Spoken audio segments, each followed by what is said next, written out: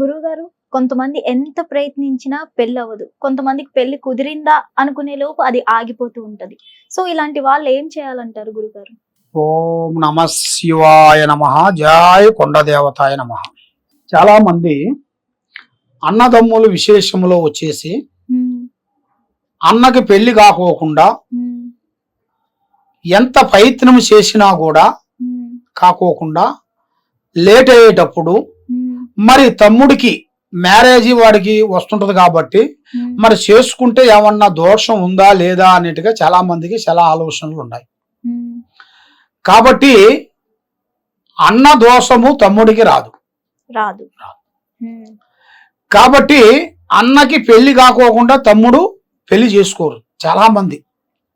ఎందుకంటే ముందు మా అన్న పెళ్లి చేసుకోవాలి, ఆయన తర్వాత నేను చేసుకుంటా అనేట్టుగా చాలా మంది ఏం చేస్తారంటే అన్న మీద ఒక గౌరవంతోని అన్న మీద ఒక ప్రేమతోని వాళ్ళు ఏం చేస్తారంటే మ్యారేజ్ చేసుకోకుండా అయిపోతుంటారు. కానీ దానికి దీనికి సంబంధం లేదు. అన్న పెళ్ళైన తర్వాతే ఈయనకు పెళ్లి కావాలనేది లేదు. ఎందువల్ల అంటే అన్న మీద ఉండాల్సిన కొన్ని దోషాలని ఆ దోషాల వల్ల అన్నయ్య గారికి పెళ్లి కాకోకుండా లేట్ అయిపోతుంటది. కాబట్టి తమ్ముడికి ఎలాంటి దోషం లేదు కాబట్టి మ్యారేజ్ చేసుకోవచ్చు, దాంట్లో ఎలాంటి ఇబ్బంది ఏం లేదు. మరి అన్నకి ఎన్నిసార్లు పెళ్లి ప్రయత్నాలు చేస్తున్నా సరే కుదరడం లేదు చాలా మంది అనుకుంటారు కదా, దేని వల్ల అంటారు గురువు? అదే అమ్మా, కాబట్టి దానికి ఒక కారణం ఉంది. ఎలా అంటే మరి అన్నగా ఎన్ని విధానాలుగా ప్రయత్నం ఇచ్చినా కూడా కాకుండా అయిపోతుందంటే అన్న మీద ఉండాల్సిన కొన్ని దోషాలు, ఆయన మీద ఉండాల్సిన కొన్ని చెడు ప్రయోగాలు కొంతమంది చేస్తుంటారు. వీళ్ళకి పెళ్లిళ్ళు కాకూడదు, మనశ్శాంతిగా ఉండకూడదు అనేట్టుగా కొన్ని పూజా బలాలు కొంతమంది చేస్తుంటారు. చేసినప్పుడు వాళ్ళు ఏం చేస్తారంటే వాళ్ళ పేరు బలంలో నిమ్మపండు మీద రాసి మంతరిచ్చి పూజ చేసి 3 బాటల సవరస్తాలు వేసి వెళ్ళిపోతుంటారు. అలాంటప్పుడు ఆ దోషం ఎఫెక్ట్ వల్ల వాళ్ళకి కళ్యాణం కాకోకుండా మనశ్శాంతి కాకోకుండా ఎంత ప్రయత్నించినా కూడా అది సక్సెస్ కాకోకుండా అమ్మాయి ఎదురైనా కూడా అది కట్న కానుకల విషయాలలో కరెక్ట్ గా ఉండకోకుండా సమస్య రావటం లేదు, ఆమె క్యారెక్టర్ కరెక్ట్ గా ఉండకోకుండా ఉండటం, అలాంటి కొన్ని వస్తూనే ఉంటాయి అన్నమాట.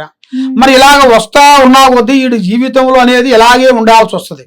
కాబట్టి అలా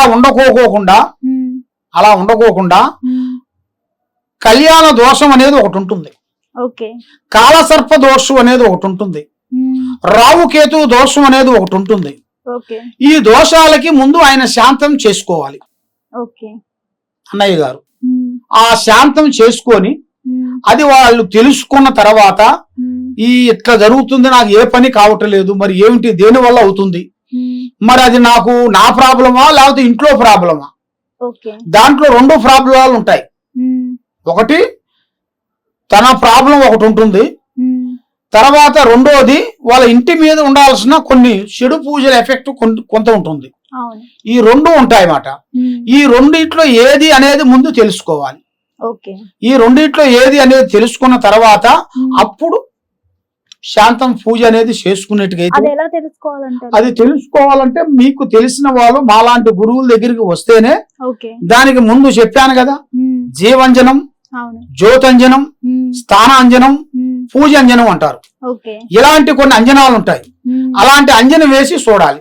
చూసి తండ్రిలో ఉందా ప్రాబ్లం, తల్లిలో ఉందా, చెల్లిలో ఉందా, అన్నలో ఉందా, తమ్ముళ్ళలో ఉందా, ఎక్కడ ఉందా అనేది ఆ దోషాన్ని పట్టి దానికి దగ్గ పూజా బలం చేస్తే దానికి శాంతం అనేది అవుతుంది. అంటే ఈ అన్న అనే పర్సన్ ఎవరైతే ఉన్నారో ఈ దోషాలు నివారించుకునేటప్పటికి కొంచెం సమయం పడుతుంది. సో ఈ లోపు తమ్ముడు పెళ్లి చేసుకోవచ్చు అంటారా గురుగారు? ఇప్పుడు నేను ఏం చెబుతున్నాను, ఇది దోషానికి శాంతం చేసుకుంటూ తమ్ముడు విశేషంలో కళ్యాణం చేసుకున్న దాని వల్ల ఎలాంటి ఇబ్బంది ఉండదు. నువ్వు తమ్ముడు పెళ్లి చేసుకోకూడదు అనేది రూల్స్ అనేది ఏం లేదు. ఎందుకంటే లైఫ్ అనేది మన ఆలోచన, మన నిర్ణయం. నీ లైఫ్ నీకుంటుంది, నా లైఫ్ నాకుంటుంది. మరి నీ లైఫ్ లో వచ్చి నీ అదృష్టాన్ని నాకు సగం రావాలంటే నాకు రాదుగా. ఆ విధంగా నీ దురదృష్టాన్ని నాకు సగం రావాలంటే నాకు రాదు కదా, రాదు. ఎవరు అదృష్టం వాడు. అంటే గురువు గారు మీరు ఇప్పుడు అన్నారు ఒక దోషం రెండు విధాలుగా ఉంటుంది, ఒకటి పర్సనల్ గా ఉంటుంది, ఒకటి కుటుంబం నుంచి ఉంటుంది. సో కుటుంబం నుంచి ఉంటే ఇద్దరిలో ఎవరు పెళ్లి చేసుకున్నా కష్టం అంటారా లేకపోతే ఏంటి? ఆ ఇంట్లో ఉండాల్సిన దోషాన్ని పెట్టి అది ఇద్దరికి ఉంటుంది దోషం, ఇద్దరికి ఉంటుంది. అంటే ఇంట్లో దోషం ఇంట్లో ఉండవలసిన వాళ్ళందరి మీద ఉంటది కదా, ఆ దోషం వల్ల ఇద్దరికి వర్తిస్తుంది. అంటే ఆ దోషం క్లియర్ చేసుకున్న ఆ దోషం వల్ల ఇద్దరికి వర్తిస్తుంది కాబట్టి ముందు ఆ దోషానికి శాంతం చేసుకుంటేనే వీళ్ళిద్దరిలో ఎవరైనా మ్యారేజ్ చేసుకోవచ్చు, లేకపోతే చేసుకోకూడదు. దానివల్ల కొన్ని ఇబ్బందులు ఎదురవుతాయి. ఒకరు చేసుకున్న తర్వాత ఒకరికి ఆగిపోతాయి, ఇక పెళ్లి కావయ్యా.